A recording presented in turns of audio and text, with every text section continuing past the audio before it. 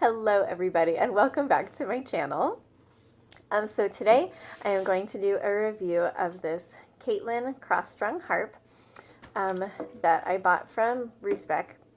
Now this is a Pakistani harp and I would like to include the usual caveats here. These are not super high quality harps. They're not going to last you a long time. If you're looking for like a regular harp with levers, the levers are not going to be helpful to you at all. So the reason that I was a little more interested in this one is, of course, as a cross-strung harp, it has chromatic notes, sort of like a piano, so there are no levers to deal with, which maybe this will get me through some days at preschool, which is pretty much what I expect of it. So a little bit about the cross-strung harp, if you don't know much about it. It's just like a regular harp on one side. As you can see, there are 22 strings here from C to C, and they all come from this side down on this board, and they run through there up to here on this side, which is why it is a cross strung, because they kind of cross through each other, the strings. And then on this side, so up here or down here on this side, you have what would basically be your black notes on the piano: C sharp, D sharp, F sharp, etc. So when you do a glissando, it is a nice, pretty pentatonic scale, which is fun. And the way that works, that they cross together, means that both of your hands have access to sharps and flats when you're playing. So it's a totally chromatic harp, which is so fun. It also does necessitate some weird hand positions, which I might go into in future videos, but otherwise it's a really awesome alternative to, say, a lever harp or your even more expensive pedal harp. Now, I mentioned the range of this harp is 22 strings C to C on its diatonic side, but there are also strings on the other side, which brings us to a total of 38. So it does have 3 octaves, but that is 38 strings to keep in tune. So I do also have a cross-strung floor harp from Stony End that is a lot better quality, and I'd like to do some comparisons in a little bit to kind of show you the differences and what they sound like. But for now, I do want to show you one neat difference in which I do actually appreciate the design of the Roosebeck a little bit better, and that is here on the tuning pegs. It's kind of hard to tell, but the really cool thing is you only tune on this side of the harp, despite the fact that some strings come up on this side and some strings come up on this side. That's because one set is regular harp tuning pins up here, but this set, oh, that's not right, up here are the zither pins, so you tune on the same side that the string comes up on. And down here are your regular harp tuning pins, where you tune opposite the side that the string is like tied up on.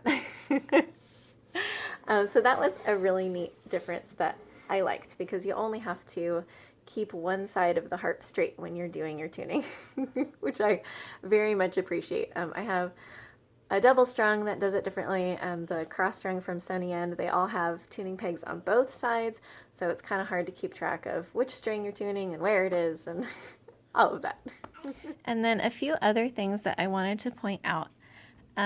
This is sort of the construction things that I want to show you. For instance, up here, you can see that there's some rough edges by where the tuning pegs are put in there.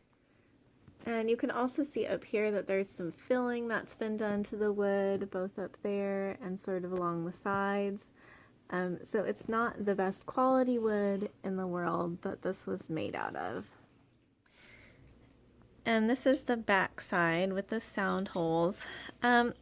Honestly, this back panel is really thin and feels like it's made out of a plywood maybe. So I was honestly even a little worried to put my harp stick on it, because I'm not sure if the wood will be strong enough to hold it up. Which is okay, because the harp stick is hard to balance anyway. So I'm going to go ahead and play a few arpeggios for you so you kind of get an idea of the sound. Please do keep in mind that I am not an expert at the cross-strung harp, so not great at this. One other thing I wanted to point out, by and large, this harp has kept its tuning pretty well, despite the fact that Pakistani harps often have trouble with that. But there is one string, the E right down here, which just consistently goes flat. And I'm not sure if that's a string problem or if the pen is slipping. I keep trying to watch it to see it slip, but I can't see it, so not sure. But there's some things that I'm going to try and see. We'll see if it helps. But for now, you may notice that that's out of tune. So I'm going to go ahead and play you some arpeggios.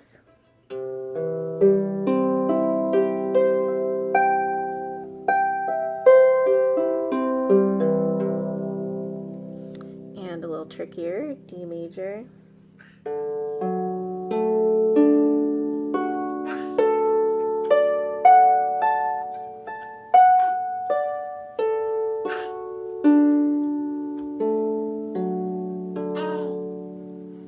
So for comparison, here is my stony end cross-strung harp. And this one has 30 diatonic strings, and it goes from F all the way up to G. So, here we go.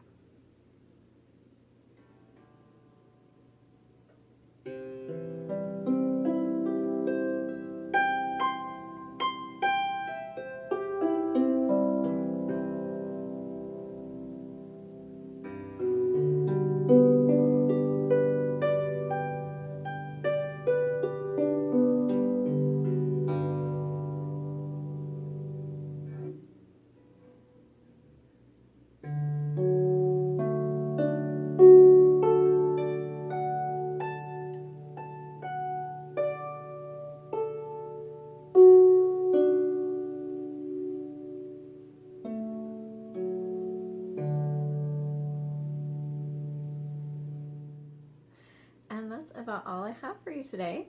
One last point that I did want to make is that the Caitlin harp is a lap harp, which means it's harder to hold than a floor harp.